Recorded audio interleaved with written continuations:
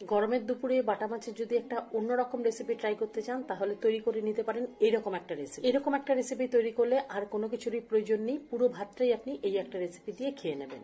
সামান্য মশলা আর কম তেলে তৈরি করা হয়েছে আজকের রেসিপি। বাটা মাছের সাথে থাকছে সবজি আর থাকছে এক মুঠো কলমি শাক। না, দারুণ স্বাদের আজকের রেসিপি। আমি এখানে বেশ কয়েকটা বাটা মাছ নিয়ে খুব ভালোভাবে ধুয়ে পরিষ্কার করে নিয়ে নুন হলুদ মাখিয়ে নিয়েছি। আর সবজির মধ্যে নিয়েছি ঝিঙে, পটল আর আলু। সবজিগুলো কম বেশি হলেও কিন্তু অসুবিধা নেই। আমি এখানে সবজিগুলোকেও খুব ভালো করে ধুয়ে নিয়ে নুন মাখিয়ে রেখেছি। এই রান্নাতে শাকের পরিমাণ একেবারে অল্প দেব।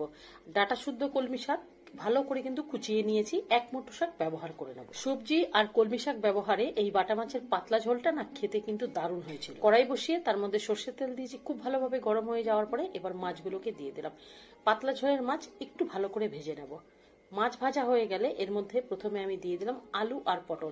গ্যাস মিডিয়াম আঁচ করে আলু পটলটাকে খুব ভালো করে ভেজে নেওয়ার পরে তার মধ্যে ঝিঙেগুলোকেও দিয়ে দিয়েছি। গ্যাস কমিয়ে দিয়ে ঢাকা দিয়ে দিয়ে খুব সুন্দর করে সবজিগুলোকে রান্না করে নিয়েছি।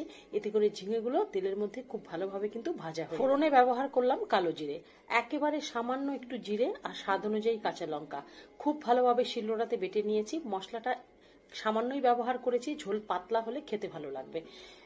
ভেজে নেওয়া সবজির মধ্যে মশলাটাকে দিয়ে দিলাম অল্প একটু হলুদ আর সামান্য একটু জল দিয়ে মশলাটাকে খুব ভালো করে কষিয়ে নেব। মশলাটাকে খুব ভালোভাবে কষিয়ে নেওয়ার পর এক মুঠো কলমি শাক মশলার মধ্যে দিয়ে দিলাম। এবার সবজি, মশলা, কলমি শাক সব একসাথে খুব ভালোভাবে নাড়াচাড়া করে কিছুটা সময় রান্না করে নেব। মশলার সাথে কলমি শাক কিছুটা সময় রান্না করে নেওয়ার পর দেখুন সুন্দর তেল বেরিয়ে এসছে। এবার এর মধ্যে দিয়ে দেবো পরিমাণ মতন করে জল। তবে মশলা সামান্য ব্যবহার করবেন, ঝোল পাতলা হলে খেতে ভালো লাগবে। আর এই কলমি শাক দেওয়াতে ঝোলের স্বাদটা কিন্তু একটু অন্যরকম হবে, খেতে কিন্তু দারুণ লাগে। পরিমাণ মতন করে জল দিয়ে তার মধ্যে ভেজে নেওয়া মাছগুলোকে দিয়ে দিয়েছি। এর মধ্যে কিন্তু কয়েকটা গোটা কাঁচা লঙ্কা দিয়েছি। আর যেহেতু শাক দিয়েছি সামান্য কয়েক দানা একটু চিনি দিয়ে দেবেন, পানসে ভাবটা থাকবে না। গ্যাস কমিয়ে খুব ভালোভাবে কিন্তু ফুটিয়ে নেবেন।